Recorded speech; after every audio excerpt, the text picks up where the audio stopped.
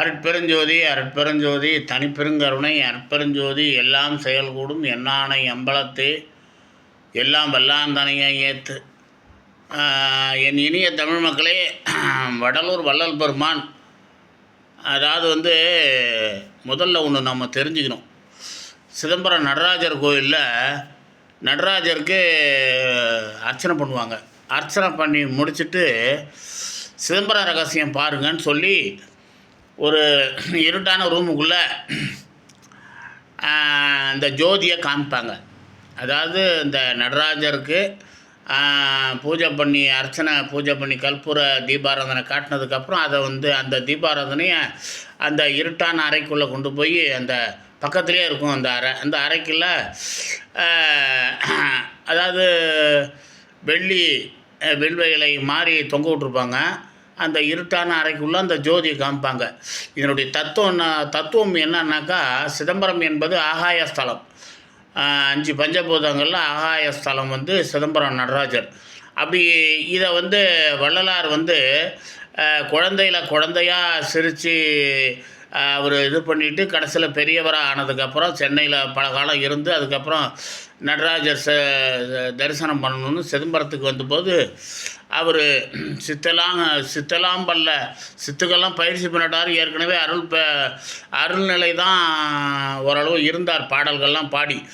ஆனால் சிதம்பரத்தில் அவர் முக்காடு உடம்பெல்லாம் போர்த்திக்கிட்டு போய் மேடையில் அது ஏறி அந்த மேடையில் ஏறி கிட்ட நடராஜரை தரிசனம் பண்ணணும்னு போகும்போது மேலாடையெல்லாம் விளக்கிட்டு இடுப்பில் வேஷ்டியோடு தான் வரணும்னு சொன்னாங்க. அது மேலாடை விலக்கி என்னால் பார்க்க முடியாது அப்படின்னு சொல்லிவிட்டு இந்த நடராஜரை நான் அங்கே வர வைக்கிறேன்னு வடலூருக்கு வடலூரில் அதாவது முதல்ல தர்மசாலையை தொடங்கினார். அதுக்கப்புறம் அதாவது 1867 சத்திய தர்மசாலை தொடங்கினார். அதுக்கப்புறம் 1873 தான் சத்தியஞான சபை நிறுவனது. இதனுடைய தத்துவார்த்தம் என்னன்னாக்கா, ஆகாய வெளியில் நிரம்பியிருக்க அற்பெருஞ்சோதி ஆண்டவராய் நிரம்பியிருக்கிற இறைவனை இங்கே சத்தியஞான சபையில் 8 அம்பலம், அதாவது 8 கதவு திறந்து எல்லா மூலைகளிலிருந்தும் இறைவனை காணலாம் அப்படின்னு சொல்லி சத்திய ஞான சபையை நிறுவி இறைவனை இங்கு அமர்ந்து, அதாவது அளவிறந்த நெடுங்காலம் இங்கு அமர்ந்து அருளாடல் செய்வோம் அப்படின்னு இறைவன்கிட்ட வரவாங்கின இடம் வடலூர் சத்தியஞான சபை.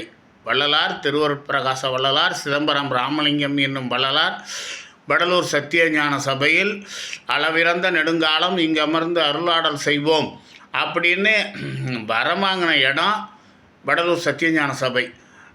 அப்புறம் அவர் மேட்டுக்குப்பத்தில் ஜோதியானார். இதுதான் சாகாவரம் பெற்ற இடம் வடலூர் சத்தியஞான சபை.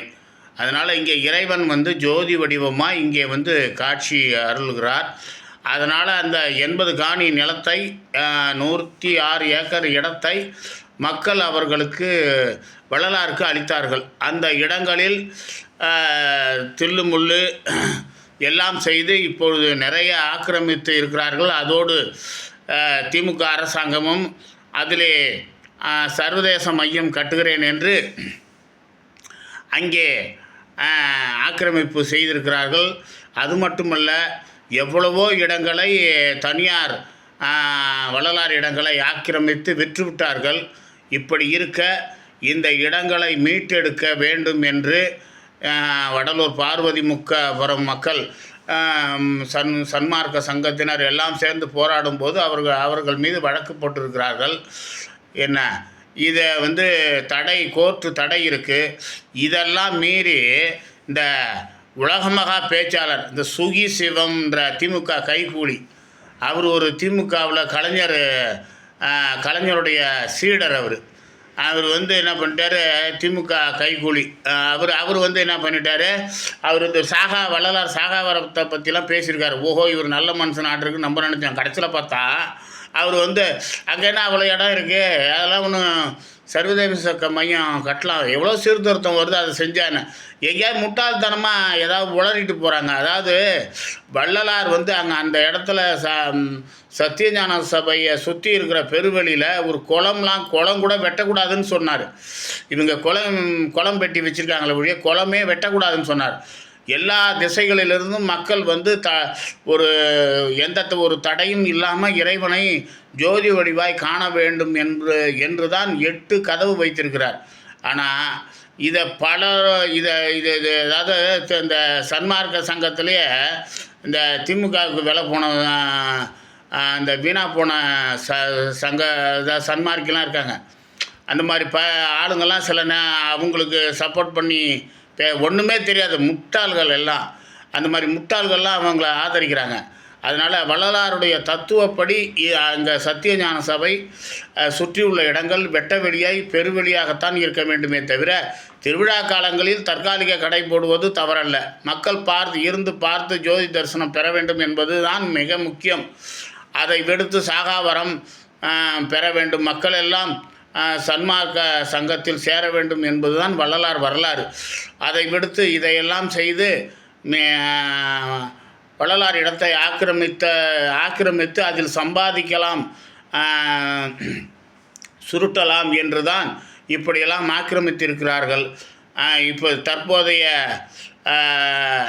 தமிழக வெற்றி கழக அரசாங்கம், தமிழக முதலமைச்சர் மரியாதைக்குரிய மாண்புமிகு ஜோசப் விஜய் அவர்கள் இதை உடனே இந்த தடுப்புகளை எல்லாம் ஆக்கிரமிப்புகளை எல்லாம் அகற்றி வள்ளலாருடைய 106 ஏக்கர் 80 காணி நிலங்களை மீட்டு தயவு செய்து வேலி வைத்து தடுப்பு சுவர் கட்டி அங்கே கல்வெட்டு வைக்க வேண்டும். இனி இந்த இடத்தை யாரும் தொடக்கூடாது, இந்த இடங்களில் யாரும் கட்டடம் கட்டக்கூடாது என்று தடை விதிக்க வேண்டும் என்று இதன் மூலம் வலியுறுத்தி கேட்டுக்கொள்கிறேன். வலியுறுத்தி தாழ்மையுடன் கேட்டுக்கொள்கிறேன். அற்பெருஞ்சோதி அற்பெருஞ்சோதி தனிப்பெருங்கருணை அற்பெருஞ்சோதி, எல்லாம் செயல்கூடும் எண்ணானை அம்பலத்தை எல்லாம் வல்லான் தனையை ஏத்து.